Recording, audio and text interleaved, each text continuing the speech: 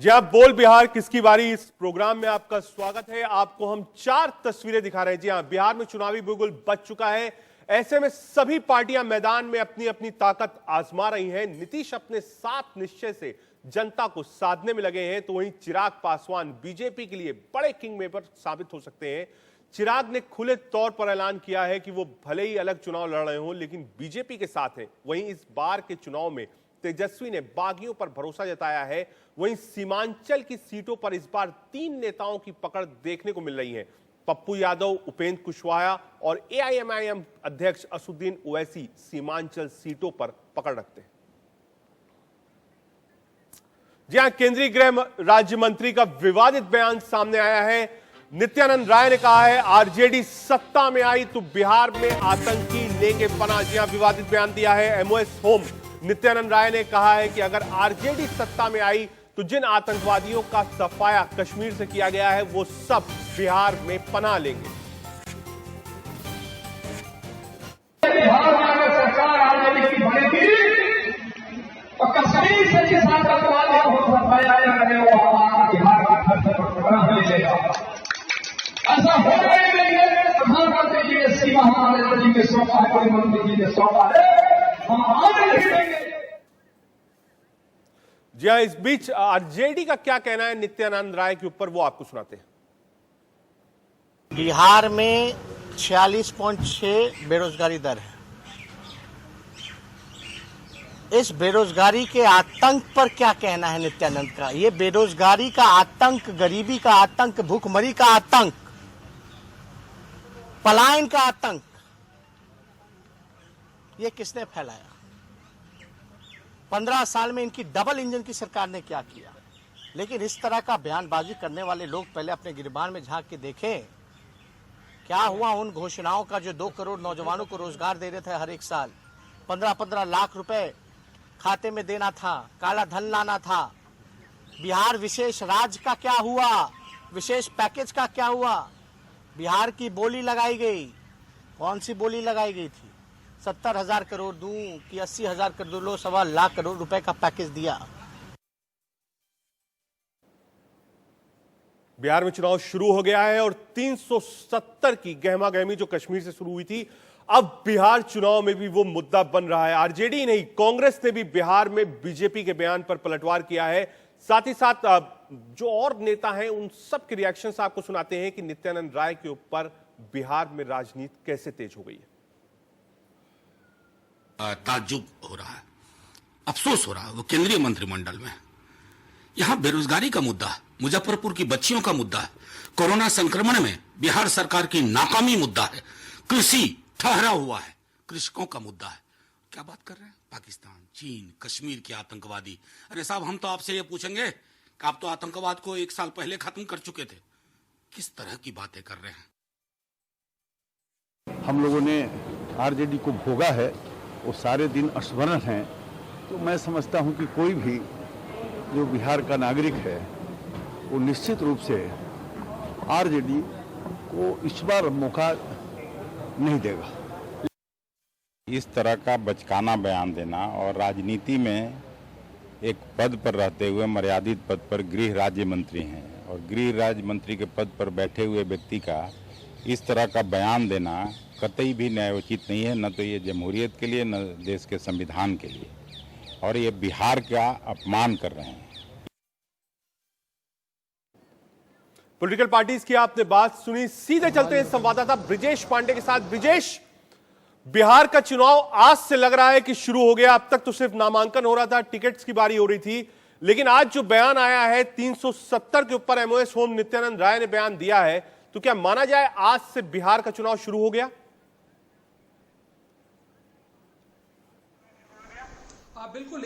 बिल्कुल माना जा सकता है कि आज बिहार का चुनाव शुरू हो गया, क्योंकि अभी तक बातें ये चल रही थी कि कौन आदमी किस टिकट पे लड़ेगा, किस पार्टी के जो बागी लोग हैं वो किस पार्टी के सिंबल पे लड़ेंगे। लेकिन जिस तरह से एमओएस होम नित्यानंद राय ने जिस इस पूरे चुनावी समीकरण की, चुनावी सभा की शुरुआत की है, ये कहते हुए कि कैसे 370 आर्टिकल 370 के बारे में और कैसे यदि आरजेडी जीतती है तो कश्मीर के आतंकवादी बिहार आ जाएंगे, इससे साफ है कि बीजेपी किसी भी तरह से साम दाम दंड भेद किसी भी तरह से ये चुनाव जीतना चाहती है।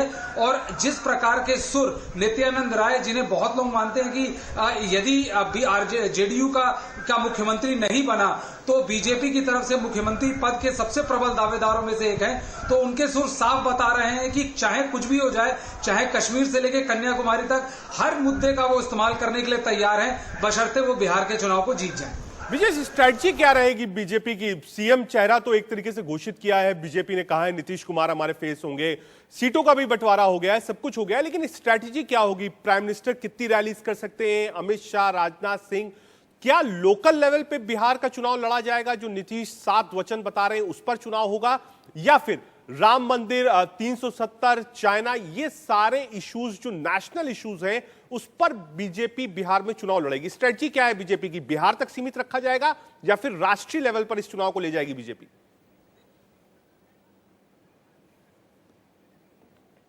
एक चीज साफ है कि इस वक्त बिहार में जो जेडीयू और बीजेपी की सरकार है वो एंटी इनकम्बेंसी झेल रही है। प्रधानमंत्री नरेंद्र मोदी करीब 9 से 10 रैलियां करेंगे बिहार में, और जो अभी तक हमें जानकारी मिली है उसके अनुसार जो राष्ट्रीय मुद्दे हैं, राम मंदिर, 370 और तमाम अन्य राष्ट्रीय मुद्दे हैं, वो भी काफी प्रमुखता से छाए रहेंगे बिहार के चुनाव में। भाजपा की तरफ से 30 लोगों की एक स्टार कैंपेनर की लिस्ट इलेक्शन कमीशन को दी गई है, जिसमें राजनाथ सिंह, स्मृति ईरानी और तमाम अन्य बड़े मंत्री शामिल हैं। तो जो मुद्दे रहेंगे, जो जानकारी हमें मिली है, वो उस हिसाब से जो राष्ट्रीय मुद्दे हैं वो ज्यादा छाए रहेंगे, क्योंकि केंद्र का राष्ट्रीय मुद्दे छाए रहेंगे। ब्रिजेश, 1 मिनट सिर्फ आपको रोक रहा हूं, एक बड़ी खबर आ रही है, ब्रेकिंग न्यूज आ रही है बिहार से रिलेटेड। राबड़ी देवी ने तेजस्वी को बताया है सीएम का उम्मीदवार, सरकार बनी तो तेजस्वी बनेंगे सीएम। जी हां, राबड़ी देवी का ये कहना है, महागठबंधन की तरफ से सीएम बनेंगे तेजस्वी यादव, ये कहना है राबड़ी देवी का। जी हां, उनकी मां भी है, पूर्व मुख्यमंत्री भी है, लालू प्रसाद यादव की वाइफ है। उन्होंने साफ कहा है तेजस्वी को तेजस्वी बाप। जी हां, तेजस्वी के साथ बिहार का आशीर्वाद है, ये कहना है राबड़ी देवी का। है ना, लेकिन आपका आशीर्वाद पूरा दे दिया है, आशीर्वाद दिया है, आपका भी आशीर्वाद जरूरी है, माता पिता का भी आशीर्वाद है, भाई बहन का सबका आशीर्वाद है, पार्टी के लोगों का आशीर्वाद है, और पूरे बिहार के जनता का आशीर्वाद है। बिहार के जनता का आशीर्वाद है तो क्यों नहीं बनेगा। हमारे साथ राकेश कुमार सिंह भी जुड़ गए हैं। राकेश, अब राबड़ी देवी तो साफ कह रही है कि तेजस्वी जो होंगे वो सीएम फेस होंगे, साथ में कांग्रेस भी है। क्या कांग्रेस से कोई बातचीत हुई है या बिना कांग्रेस से बातचीत करे ही तेजस्वी को नेता मान लिया गया है?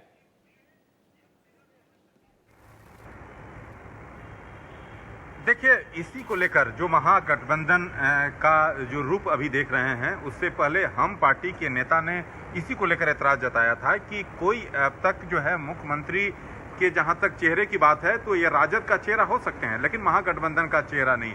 और उसी को लेकर जो हम पार्टी से दूरियां बढ़ी थी, और अब जिस तरह से राबड़ी देवी कर रही, इससे साफ है कि आने वाले दिनों में जहां तक कांग्रेस की बात है, कांग्रेस से जरूर आरजेडी के नेता दावा कर रहे हैं कि कांग्रेस जो है इसको लेकर सहमत होगी, लेकिन औपचारिक रूप से इसको लेकर कोई बातचीत अब तक नहीं हुई है। जैसा कि आप जानते हैं रजत, बिहार विधानसभा चुनाव के लिए सरगर्मियां जो हैं अब बढ़ रही हैं और सभी दलों के नेता प्रचार अभियान में जुटे हुए हैं। और तेजस्वी यादव राघोपुर विधानसभा के लिए आज नामांकन करेंगे और उसके बाद वो जनसभा को संबोधित करेंगे।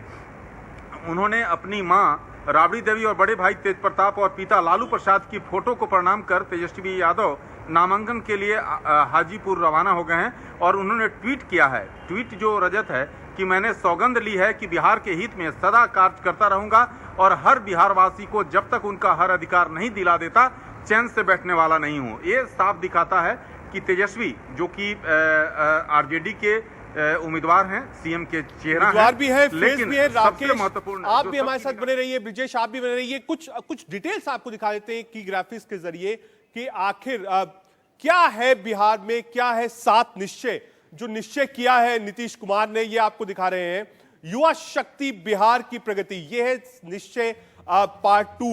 जी हां, सशक्त महिला, सक्षम महिला, हर खेत को पानी, स्वच्छ गांव, समृद्ध गांव, विकसित शहर, सुलभ संपर्कता, सबको अतिरिक्त स्वास्थ्य सुविधा, यानी जो बेसिक एम्यूनिटीज की बात है वो नीतीश कुमार कर रहे हैं। निश्चय पार्ट 2, सबको अतिरिक्त स्वास्थ्य सुविधा।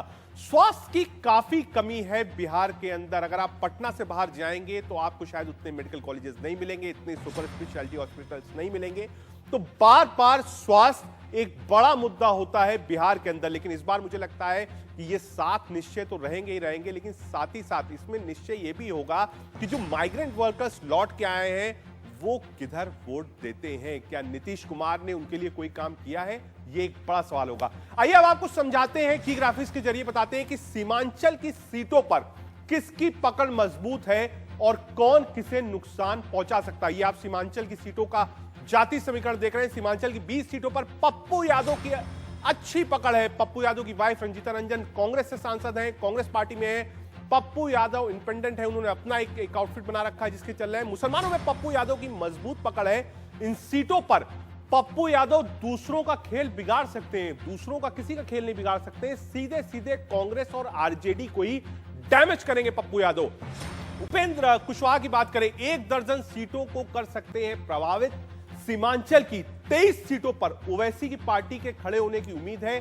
सीमांचल में 40% से अधिक मुसलमान हैं। हालांकि झारखंड भी गए थे, इसके पहले झारखंड भी गए थे। झारखंड में भी ओवैसी ने रैली करी थी, लाख के ऊपर भीड़ आई थी, लेकिन सीट्स में कन्वर्टेड नहीं हुई थी। लेकिन जो भी वोट ओवैसी या फिर पप्पू यादव या फिर उपेंद्र कुशवाहा को मिलेगा वो सीधे सीधे महागठबंधन का वोट होगा, यानी सीधा सीधा फायदा जो होगा वो बीजेपी को होगा। बिहार चुनाव से इस वक्त की बड़ी खबर आपको बता दें, कांग्रेस की केंद्रीय चुनाव समिति की बैठक आज है। प्रत्याशियों पर होगा फैसला। जहां सीसी की बैठक आज होगी 10 जनपद पर, माना जा रहा है कि ये बैठक आज हो सकती है। 3 दिन से 4 दिन पहले इस बैठक को होना था, सीसी की बैठक को, लेकिन कई ऐसे सीनियर लीडर्स थे जो अस्वस्थ थे, जिसके कारण आज के लिए चुनाव समिति की बैठक को टाला गया था और आज चुनाव समिति की बैठक होगी। बिहार चुनाव से दूसरे चरण में एआईएमआईएम ने 3 सीटों पर लड़ेगी। साहेबपुर कमाल से गोरेलाल यादव को टिकट, वो चुनाव लड़ेंगे। साहेबगंज से मोहम्मद मुकीम लड़ेंगे चुनाव। फूलवीरो शरीफ से कुमारी प्रतिभा लड़ेंगे चुनाव। जहां 3 सीट अनाउंस करी है एआईएमआईएम ने, यानी ओवैसी मान नहीं रहे। ओवैसी को लगता है कि बिहार में शायद उनको कुछ मिले। महाराष्ट्र में सीट मिली थी, झारखंड में सीट नहीं मिली थी, लेकिन उनको लगता है कि सीटें बिहार में मिल सकती है। उन्होंने एक अपना आउटफिट भी बनाया है, एक अपना आप कह सकते हैं आउटफिट के साथ वो चुनाव में उतरे हैं। बीजेपी बार बार इस बात को कहती है कि वो चुनाव बिगाड़ने आ रहे हैं, कांग्रेस उनको बी टीम कहती है, लेकिन जो भी नुकसान है वो महागठबंधन को है।